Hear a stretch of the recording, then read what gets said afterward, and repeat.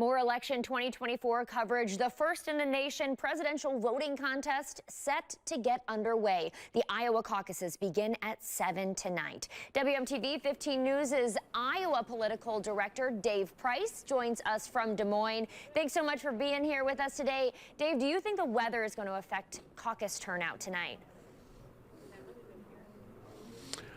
This question has so much more credibility coming from you, where you all also know what a winter is like, and there's been so much focus here from some of the national folks about everything's going to shut down tonight. Clearly, it's going to be super, super cold and a record cold for a caucus night. We also had about 2 feet of snow over the past week. That part's unusual.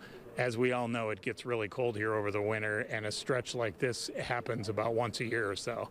Now, some of the roads and sidewalks aren't clear yet, and so some older folks may decide this isn't worth going out tonight, and some folks with mobility. So for sure, it could bring down turnout some, but party officials think it's some of the concern about the weather could end up being overblown, so it's not going to be a record turnout, but it's not like everybody's going to stay home either.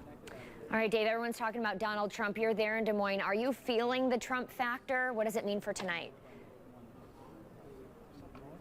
Yeah, and that's the biggest difference in this cycle. Usually on caucus night, 2 or 3 candidates have a shot at winning. If you look at the polls, that's likely not the case tonight, and it would be probably one of the biggest upsets in Iowa caucus history if Donald Trump did not win, since he's 20 to 30 points up in most of these polls.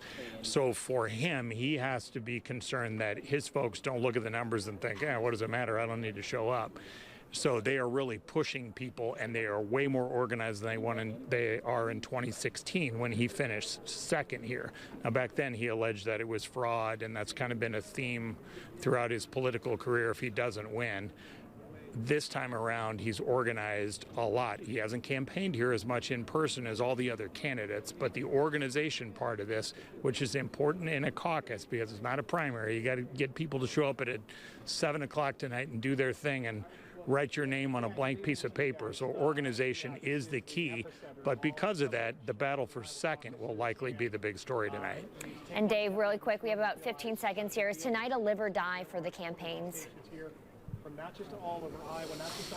Biggest pressure, Ron DeSantis for sure. The governor of Florida, he has invested the most time here, traveled all over the place, and said he's going to win.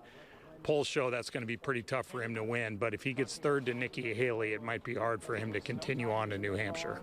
Dave, happy caucus night. Thank you so much.